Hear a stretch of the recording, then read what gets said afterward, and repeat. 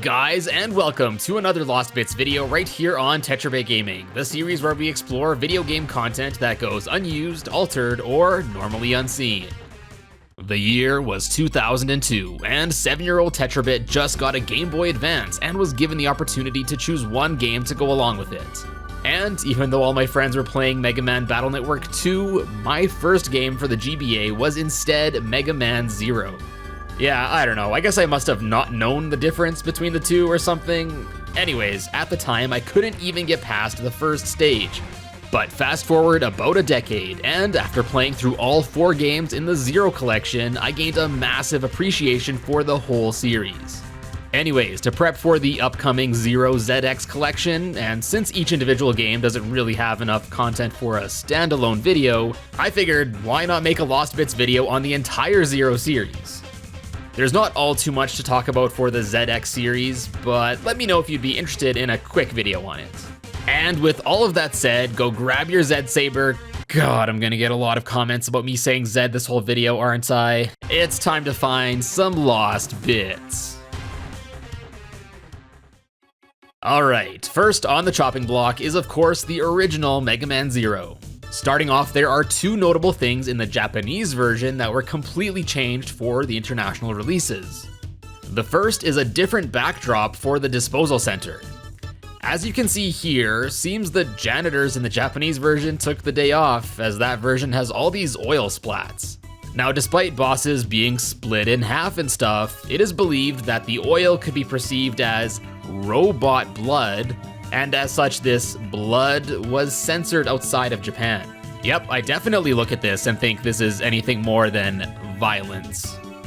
The other big alteration in a similar vein, no pun intended, deals with more removal of robot blood.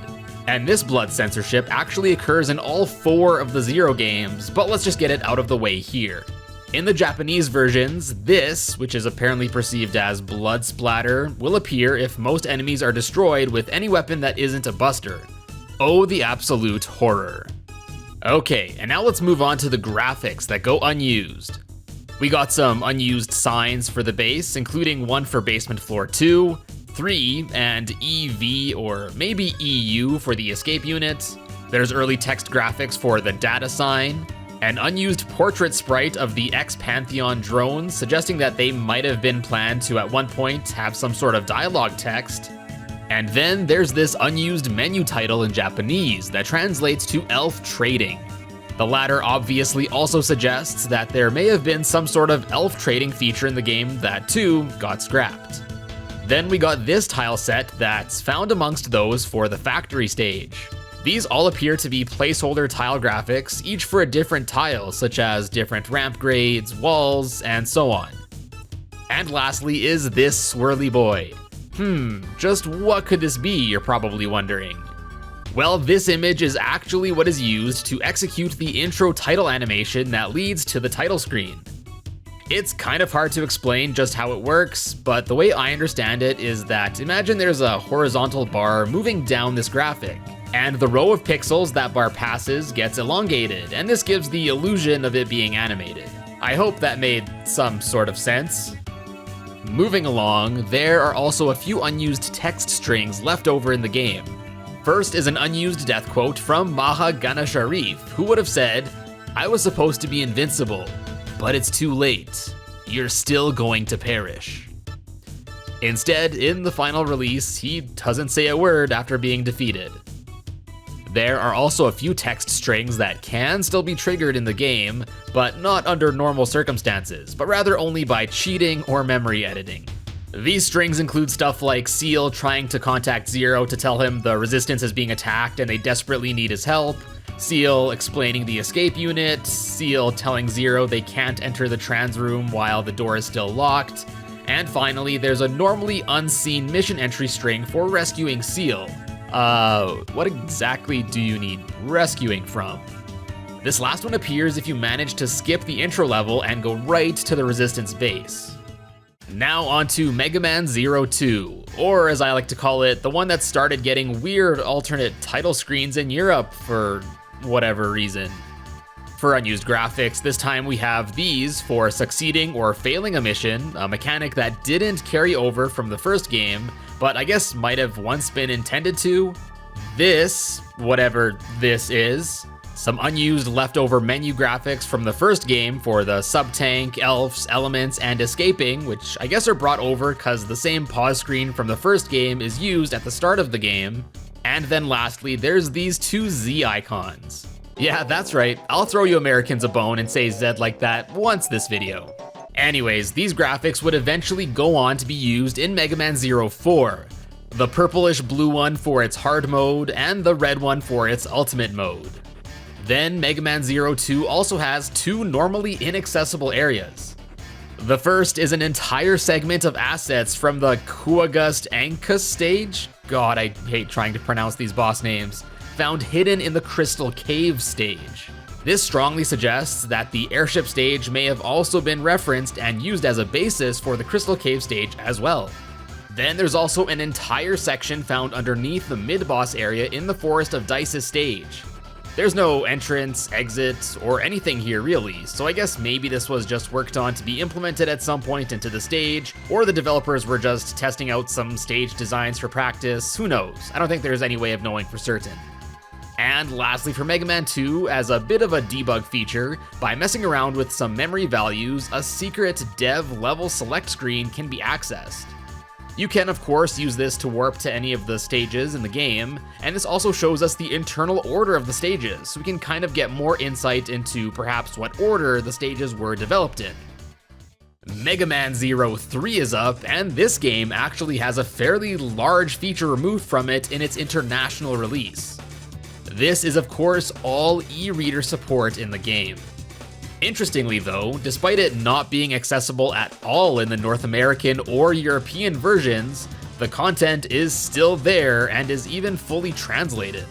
For those that don't know, there was a series of e-reader cards available obviously only in Japan, which when scanned using the e-reader would grant the player some nifty in-game effects.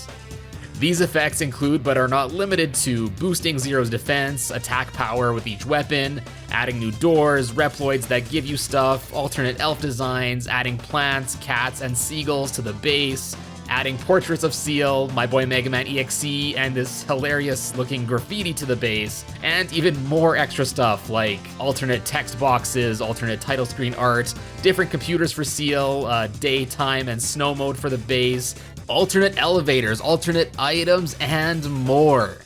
It's super unfortunate that all these cool features were cut from the international release. Thankfully though, all these features that didn't make it to the original release did make it to the Mega Man Zero collection for the Nintendo DS, and I expect them to be there again in the upcoming remaster collection. On top of those e-reader features though, there are 40 more unused features that go completely unused even in the Japanese version. These are all effects that would have buffed enemies in terms of health or attack power, I guess giving the game another layer of difficulty if you'd want it. Since both the Mega Man Zero e-reader card sets had 40 cards each, it is believed that maybe there was a third set planned, which would unlock these functions. Either way, I don't think these unused functions are anything crazy, so I'm pretty indifferent to them being cut. Mega Man Zero 3 also of course has some unused graphics too. We got the no element panel left over from the first two games, which is no longer used, more of those black and white tile placeholder graphics we saw back in the first game, the same purple and red Z icons we saw unused in Mega Man Zero 2, and then Seal's computer also from Mega Man Zero 2, which here has been replaced by a new one.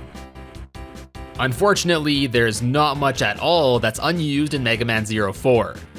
Basically, the only thing that is unused is this set of graphics. These translate to back and close, and were apparently planned to have been used in the elf menu. Since they took up 2 lines of text in the box and were basically unnecessary, they got the axe and were never even translated for the international releases. And finally is the Mega Man Zero collection for the Nintendo DS, where the European localizers smartened up and started using the cool logo again. Since this is a collection of ports of the original versions, there's again not much more that goes unused. That is, except for some music tracks from Mega Man Zero 2. In the DS collection, the multiplayer mode for Megaman Zero 2 is disabled and inaccessible. But even so, some audio tracks from the multiplayer mode are still left over, of course unused. First is this short fanfare, and second is the track Red Time, which is normally heard on the multiplayer prep screen. Here's a quick sample of the track for those that are interested.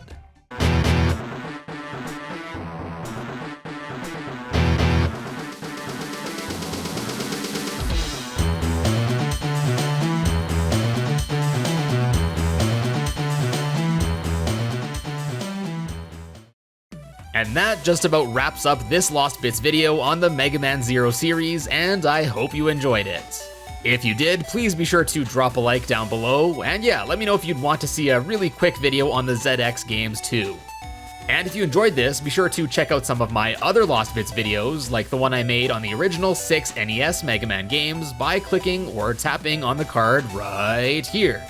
Subscribe here for future videos, swing by my other social media things which are all linked in the description below, and if you want to support the channel, check out my merch over at TetraBitGaming.com, or consider becoming the latest member of the Bit Club. Click on the join button below for more information. Anyways guys, thanks for tuning in, and I will see you in a bit.